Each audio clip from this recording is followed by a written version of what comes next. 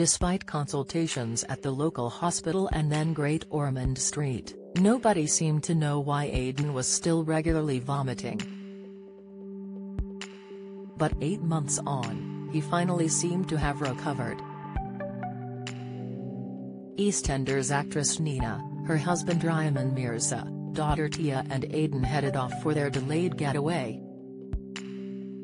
Aidan was absolutely fine for the first week, Nina, 52, remembers. We were ziplining, we were jumping off cliffs.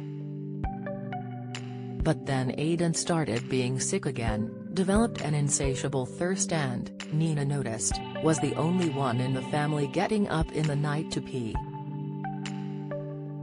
Despite eating 5 meals a day, he was still really skinny, says Nina. Then, on the plane home, Aidan collapsed. His eyes rolled back in his head, she recalls. It was terrifying. Once home, all Aidan wanted to do was sleep. 4 or 5 days went by and he was feeling sick again, Nina remembers. In desperation, the family piled into the car and drove 20 miles from their home in Staines to St Mary's Hospital in London. I knew it was meant to have a really good paediatric unit. As they neared the hospital, Aidan collapsed again. I pulled up on the double red lines outside the hospital and my husband carried Aidan up the steps. The diagnosis, after a year of worry, was delivered in seconds. They took one prick of his finger. The junior doctor turned to us and said, in quite an angry way, "Did you not know, has type 1? I remember saying, type 1 what? What are you talking about?" Aidan's blood sugar was through the roof. He was immediately given insulin and felt better within hours. Nina, meanwhile, was completely destroyed. How could I have not known?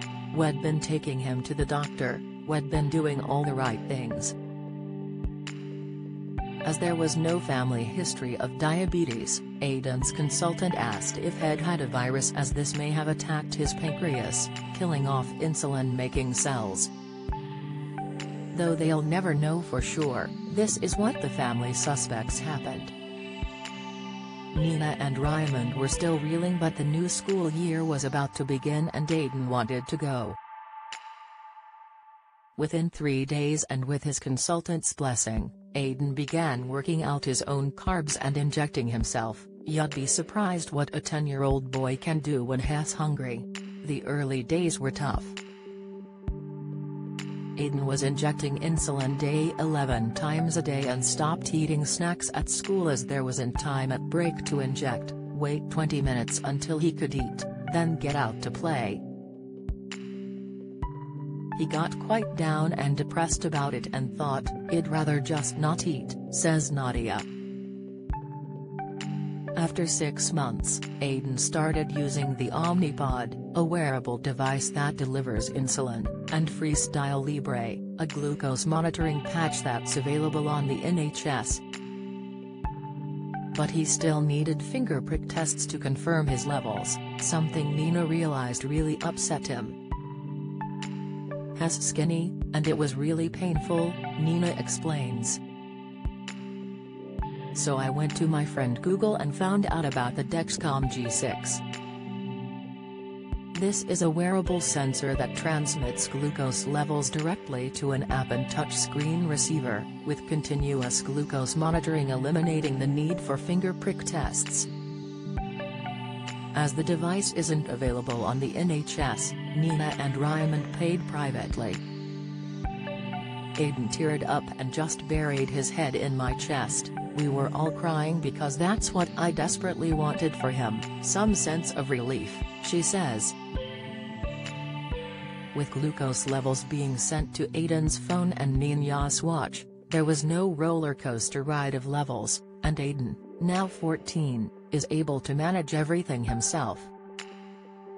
The family learned the importance of maximizing time in range. The percentage of time spent with glucose levels in target, and Aiden's goal is 70%. It means that long-term complications from type 1 such as eye and foot problems, heart attack, stroke, nerve damage and kidney issues are less likely to develop. Aiden spends more time feeling well and is able to join in with his friends. If he wants to go and jump in a lake and swim for 3 hours, I know what his glucose levels are doing, says Nina. When she was on Strictly this year, Nina felt confident enough to take off her watch while rehearsing, knowing that Aiden was able to manage.